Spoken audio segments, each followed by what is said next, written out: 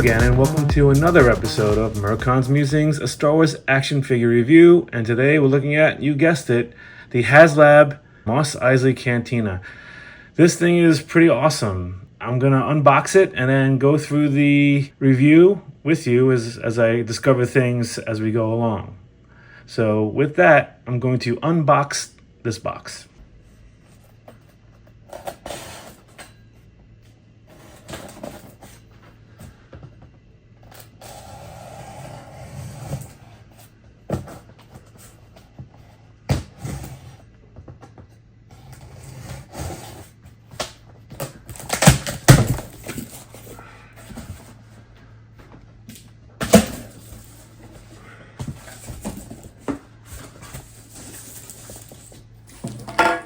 Okay, now we have a second box.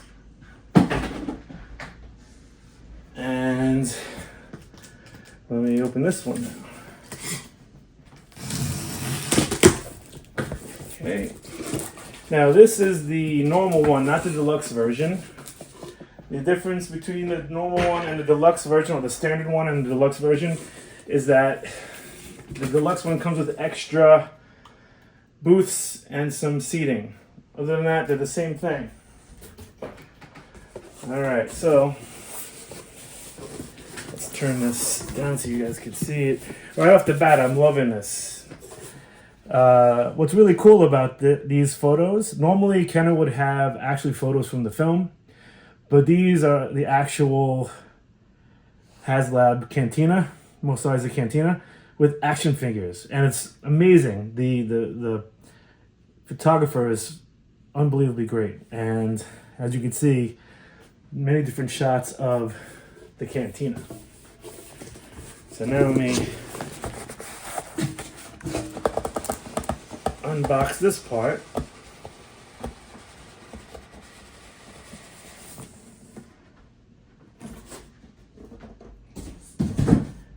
And let's take a look at this box.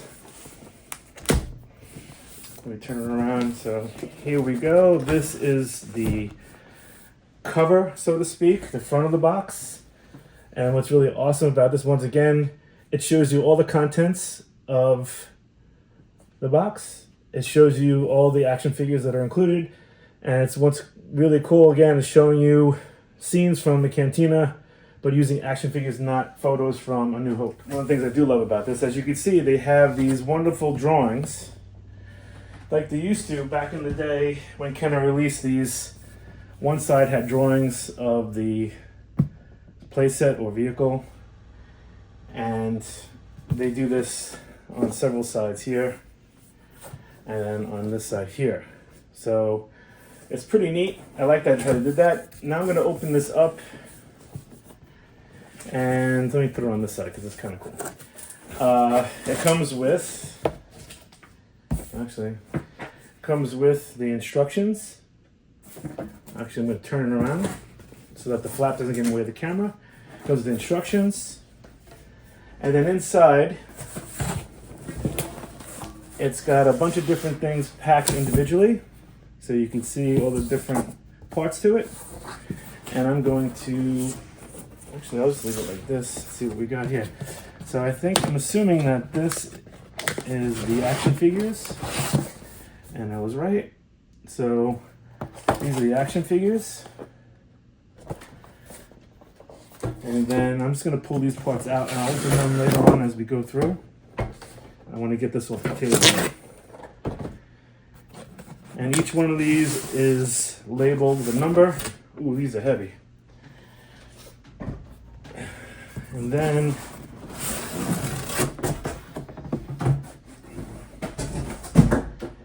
so this is number one. I hope you can see that. Number one. And it comes with a sheet of stickers that you could decorate the interior of the Mos Eisley Cantina. And then it comes with these pieces. And I'm going to pull these pieces out, stack them. This thing is very well packed. It comes with some bar stools, some tables, as you can see. These tables, table, and these bigger chairs, as you see with Greedo and Han Solo in that one alcove.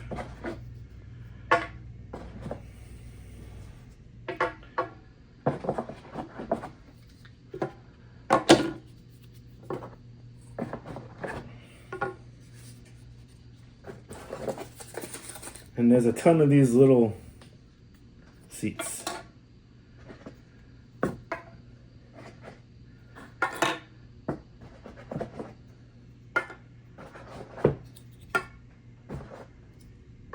Okay, that's that part. And then underneath it, there's more. There are these curved walls.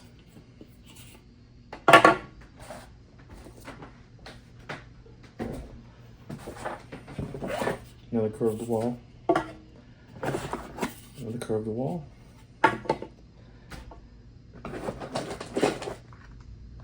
And connectors, it looks like, of some sort. Table, a larger table. More of these. These are double seats, which is nice. These are double seats. Another one. Another one. And then we have this archway.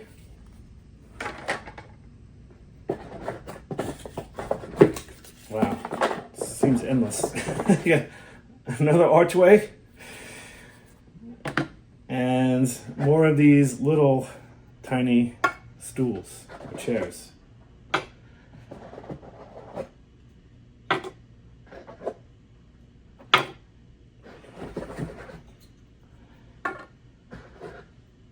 Wow. Okay. So that's this first box.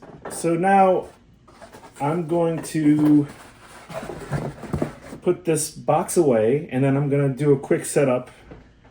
Okay, now we're going to take a look at the second box, which is the action figure box. So if you take a look, it's got number 2, Haslab, Kenner, Star Wars Vintage Collection, and on the back there's just Disney, Hasbro, and Recycle. So I'm going to open this up and show it this way. So as you can see, the characters are packed very well inside. And I'm going to take these out. I'm not going to open them yet, so I'm just going to take them out and show the figures. I will open these and do a separate episode for each one of these action figures. Well, I might do one for the Tanaka sisters, but everyone else, we'll see what happens. So I'm going to open this up. And these are very well kept. They have a piece of paper to keep the card face from being damaged. And there are 5 action figures here. And I'll show each one in a minute.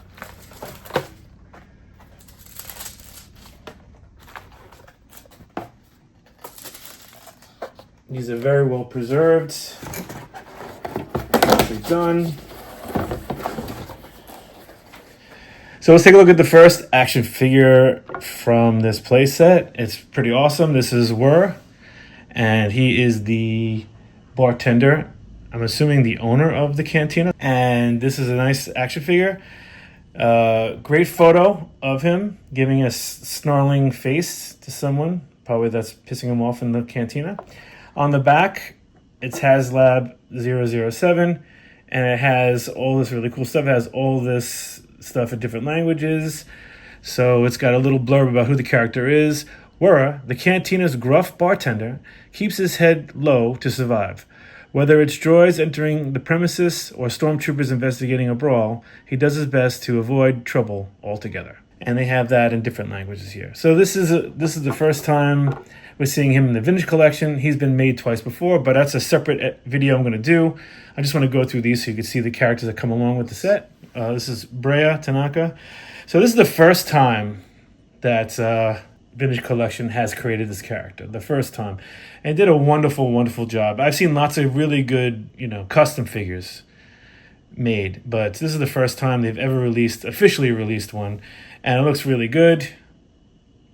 They got that great image on the front of the cover. On the back, she's Haslab 009, and it says, smart and resourceful, Brea and Senni were loyal only to each other and could communicate with just a glance. They also shared the same dream, to get far away from Tatooine as possible. So I'm assuming the sister has the same bio on the back of her card, but we'll see. So this is another one that they came with. So this is Senni Tanaka. And once again, another great action figure. It's an all-new sculpt, and I love the card. It's really awesome. Oh no, she's got a different little bio. So she's Haslab 008. With matching jumpsuits, metallic lipstick, and dark braids piled high on their heads, the Tanaka sisters stood out from the crowd in the cantina and worked odd jobs for anyone who would hire them. Awesome looking action figure. It has all the warnings and the different blurbs in different languages, which is kind of cool. So that's the third one. So this is Merkon leads. And this is always a really cool character. He's got 4 arms. Each one of these is articulated. I mean, they could move up and down, but it looks really awesome. And the back, once again, same thing. This is Haslab 11. No one knows what the Morsarian, former pilot, Nabron leads, looks like underneath the mask, which he must wear in all non-methane environments. He will fly anyone or anything anywhere if the price is suitable. So yeah, this is a really cool looking action figure. I can't wait to open this. And last but not least, the one I'm really looking most forward to is good old Greedo. And this action figure looks awesome. The card looks really, really good. It's different than the card that they used for the Saga Collection Greedo. It's much cooler, I think. I like this image better. But it looks really, really amazing. I can't wait to open this one up. So this one is Haslab 10. And this one on the back, like the other ones, has all the information, the same story, a little short blurb about him. So Greedo, a Rodinian bounty hunter with a tapir-like snout, bulbous eyes, and pea-green skin. Greedo is overzealous with a blaster and a pretty poor shot, as we know. Although hand did fire first. This is a great action figure. I can't wait to open this. So those are the action figures that come with the set. And now I'm going to move on to the next box. So I just finished boxes 3 and 4, and this is the hardest part of this Cantina so far. Man, I will say this, the directions are very good about putting all these little doodads, IG-88 heads or whatever you want to call them, and the pipes that connect everything. I'm going to take this off and show you, but it's really very, very nice. They did a nice job. The thing I don't like is, and someone at Haslab should be fired for this, honestly, this is the worst part of this whole thing. They should have made it one piece. It comes apart real easy. And this side doesn't have like pegs that go into the other part of the base where this side does. So this is very easy. It comes apart. And it would have been much better as a solid piece anyway. Like, all they have here is these 2 little tabs to go hold it together. And then, as you can see here, it's very flimsy. They have these 2 little tabs here, and that's it. It's really the weakest part of this whole thing. All that work I did to get all this stuff done took a very, very long time, at least 45 minutes to an hour. It looks great, though. I'm not going to deny it. But this was very frustrating to me. It really gave me a little bit of anxiety doing all this stuff, because I know they're trying to make it look as realistic as possible, as they did a nice job. I will say that. There's a lot of nice little touches here. I like this painting here. You see all the wear for all the years. They have a lot of really nice stuff on here. Along the wall too, you see it. And they have pipes going into the wall on that side, and they have pipes going into the wall, by the door on this side. So they did a nice job with it. This is a big mistake. Like, it looks like shit. This looks terrible. I mean, like, you can see the seam here. It should have all been one piece, and it would have fit perfectly. Other than that, it's really pretty awesome. They did a nice job. It was hard to put together, as I said. This is the most challenging part of putting this together. And so now I'm going to go on to the final box number 5. I just wanted to set up a few figures so you can see the scale of the set. It's really amazing. And there's a lot of stuff you can do here. You see Panda Baba there, you see Evazan, Greedo, and then you can go closer into and see what's going on in these rooms, which is kind of neat. And I also saw someone putting lights underneath these tables so you can have it lit up with a lamp underneath the table. There's a lot of stuff you can do here. It's got a lot of really cool play value, just diorama value. All in all, it's really awesome. I really enjoyed that scene in the movie, especially when I was a young kid. I thought it was phenomenal, and it's iconic, obviously. And I love this playset overall. A few minor problems, but it's good, I will say. Worth the money? Pretty much. I have a couple little things I talked about already, but overall, I think it's a really nice playset. So here we are with the final product, everything put together. It's pretty impressive. I mean, if you get the deluxe, you get 3 more of those rooms and some more chairs and everything. Seems like a lot, honestly, but this is good enough for me. I think this is a really nice set. It's funny because when I was younger, and in 1979, I just turned 8, and I wanted Creature Cantina playset. And the funny thing is, the Creature Cantina playset is probably about the size of this one part of this playset, which is amazing. And I loved it all the same with the cardboard backdrop and stuff, but this is, obviously leaps and bounds above that. So I'm just gonna I'm not on a tripod. I'm just gonna do like a little zoom by so you guys can see everything.